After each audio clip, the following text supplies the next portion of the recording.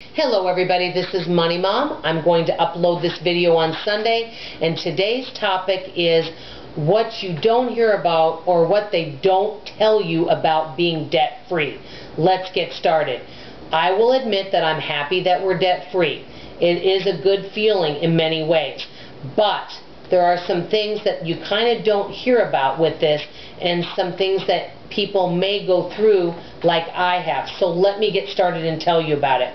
When we started to go through our debt-free journey, the only thing that we had was a house and a car payment. We didn't have any other consumer debt.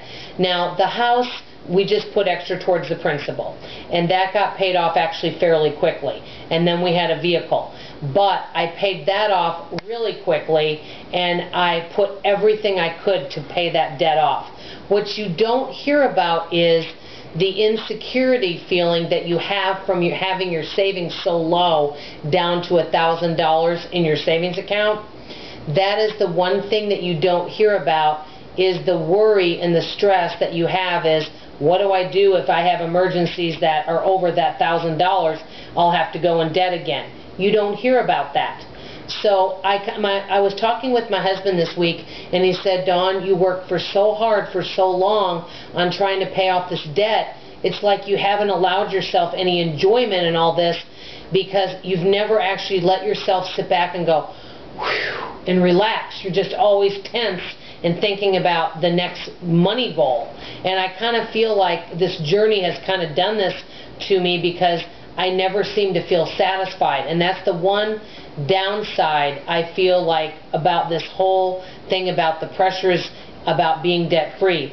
So, number one, your savings when you're going to pay off your debt is, I feel, lower than I feel comfortable with in case an emergency happens. Because I generally used to keep at least $5,000 to $6,000 in savings always at one time for something if something came up.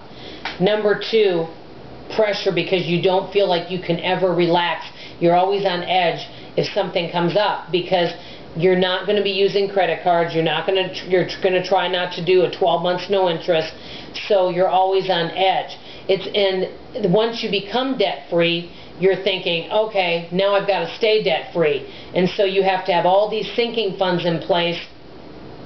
And it does put a lot of pressure on you. I had all these plans that after I became debt-free that I was going to do some type of special celebratory dinner. I haven't even done that yet because I'm so concerned about all these other goals, pumping up sinking funds and pumping up my savings before we actually go do something fun.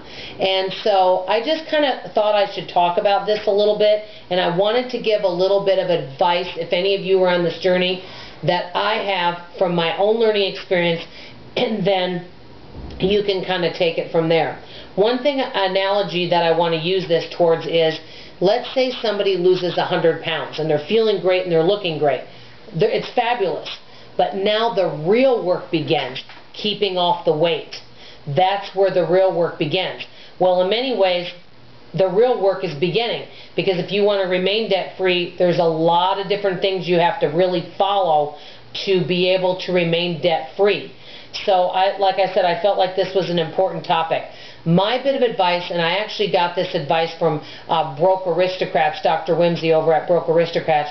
She recommends that if somebody wants to pay off consumer debt or pay off their car, she said that's fabulous.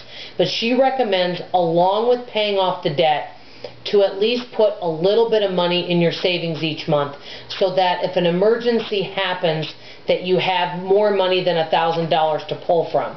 And I thought that was great advice, and if I were to do it over again, I would have done that. Anyway, I know I've talked about this subject before. I hope it's not boring to you guys, but I just felt like it was important because it's wonderful to live a frugal life, but in some ways I feel like it's put a lot of pressure on me and has taken some joy. And before, I used to be okay with just buying one thing at a time at 12 months no interest, and I used to be able to relax a little bit. But now, because of this lifestyle, I feel like I've just put so many pressures on myself.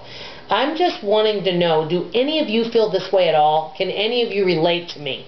I really want to hear from you on this topic, and I really appreciate you listening to me. Thank you, everybody, and I love you. Bye-bye.